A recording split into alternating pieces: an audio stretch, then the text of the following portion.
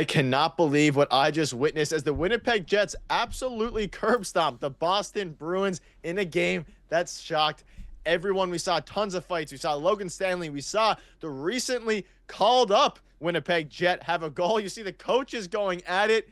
Man, oh man, was this an absolute pleasure to watch. And it ended with a Winnipeg Jets masterclass win. They're looking like their former selves of earlier this season. Things are looking phenomenal. We're going to break all it down in this episode. But before we get into it, folks, if you're a part of the percentage that aren't subscribed to the channel, about 90% of you who are watching this video right now on Jets Digest aren't subscribed. Scroll down, hit that button, and let me know in the comments after you've hit that button. I read every single comment, so make sure to do that. We're on the road to 1,000 subscribers. If you're on Hat-Trick, do the exact same thing. We'll check them over there as well. But Darius, I mean, what a game. And we had a Jets video earlier today, a lot of different things going down, and we covered the move for a player, Nikita, who came up and was very good. He made his debut tonight for the Jets, and man, oh man, what a crazy game. Let's dive into the box score here. I mean, ton of goals, 8 of them to be exact. So we saw Mason Appleton score. We saw Nikita score. I don't feel like I'm gonna butcher his last name, so I'm just gonna call him Nikita for the sake of this video. We saw Nikita score. We saw Alex Iafallo score. Vladimir Nemestikov. So many great goals. A lot of great plays by everybody.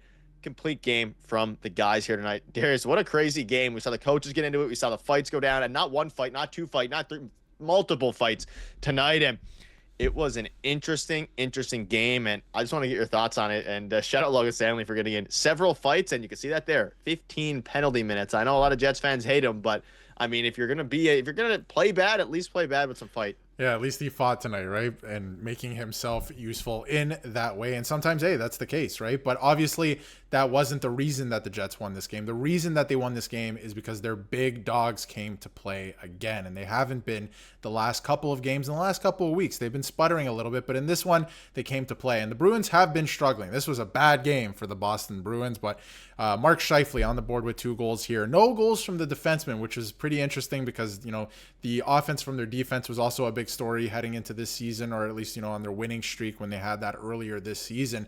But obviously Neil Pionk continuing to do what he does very quietly. Mason Appleton's goal was just, you know, sometimes you just got to throw it towards the net, right? So a couple of these, yes, we're a little bit lucky, and the product of bad goaltending from the Boston Bruins and Jeremy Swayman in that way. And we'll get to that in a bit in this video, but lots to like from the Winnipeg Jets tonight. And if you look at the impact chart, very minimal, you know, negative impact, especially on the offensive side of the game. I mean, everyone was kind of contributing. Also, like in terms of the fighting, I hope Gustafson's okay, because obviously that was a pretty ugly look there as well. So hopefully he's okay. But you know what? This game had everything. High scoring from the Jets. You completely pummel your opponent, both on the scoreboard and literally physically. You have the coaches going at it. You love to see that emotion from Scott Arniel as well. So everything went well for the Jets tonight. And I think it was really because, you know, their top guys were going, and they knew coming into this game, this is a must win. Let's get back on track here.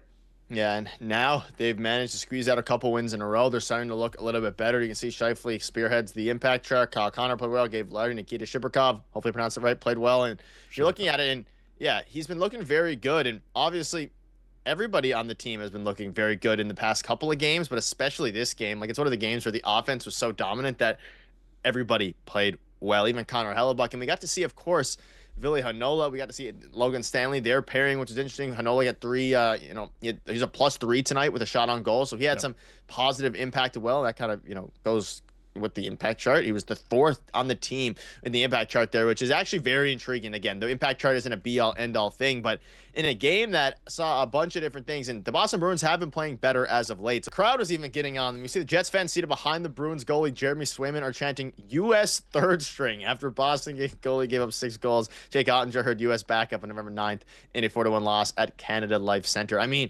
you got to love Jets fans. They're just going all in on these guys, and in a game that it wasn't a must-win or anything like that, but again, against a very good and very respectable, formidable Boston Bruins opponent, team takes care of business. They get the win, and it was a big one, to say the least. Yeah, it really was. And I mean, who is the starter going to be for Team USA there? I wonder who it is. The Winnipeg Jets goaltender. So obviously everybody coming in here, Jeremy Swayman's going to be the 3rd string. That, you know, the crowd is getting on the Bruins. You'll have to see that. The crowd has been very vocal in Winnipeg, especially this year. So I thought that was like really funny. I thought that was hilarious. And again, earlier this season, Ottinger getting it as well. So Jeremy Swayman has not been playing great, and he actually left him in for all 8 goals tonight, which is pretty surprising, I think, because the Bruins did not play last night and they don't play tomorrow. So I thought that was very interesting. And yeah, love to see the crowd getting involved. And then obviously, speaking of the crowd getting involved, they got their money's worth tonight with a bunch of extracurriculars going on the ice. A couple fights. Logan Stanley's getting into a fight. Obviously, like I mentioned off the top, I hope Gustafsson is okay. He seemed to be okay, but hopefully he's okay. So a couple fights there. Then obviously the coaches were getting into it. There was another fight right after this. Then the Jets scored a record-setting 2 goals in 10 seconds. That was the fastest 2 goals since they moved to Winnipeg for the franchise. So lots to like in this game, that's for sure. And again, Logan Stanley fighting with Mark Kastelek.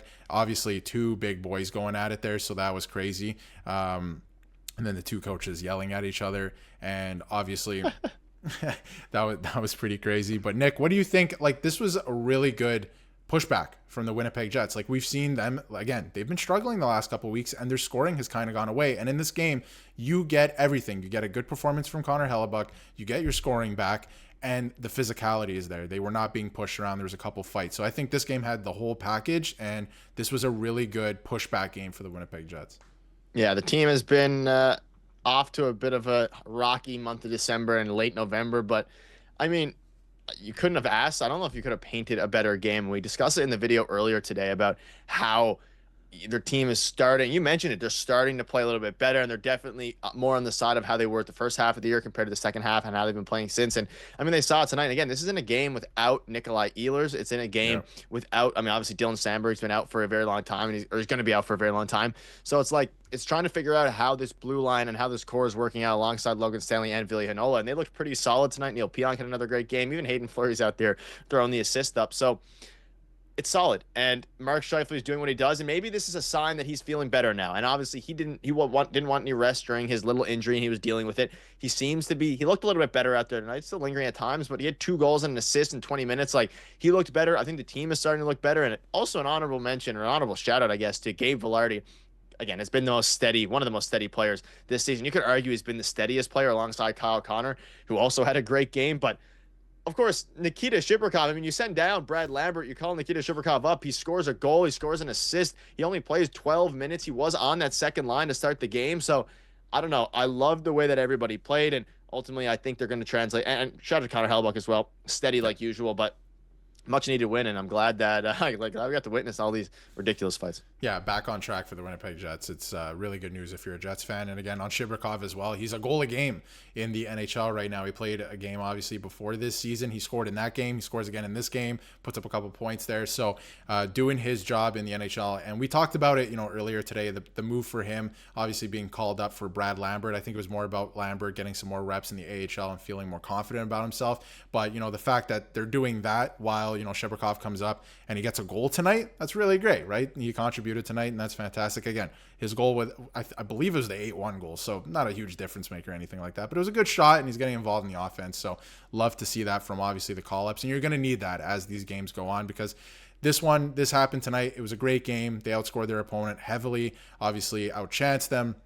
There was a lot of, physical activity as well, and the fights and all that, and, lots of hits and stuff too, but you need guys to start playing like this when the games are a little bit tighter too, which I suspect that will happen as the schedule, continues to ramp up here closer to Christmas. So it was a good game. Nice to see the Jets get back on track and obviously have, any team will go as your top guys and your goaltender goes. So they were going tonight.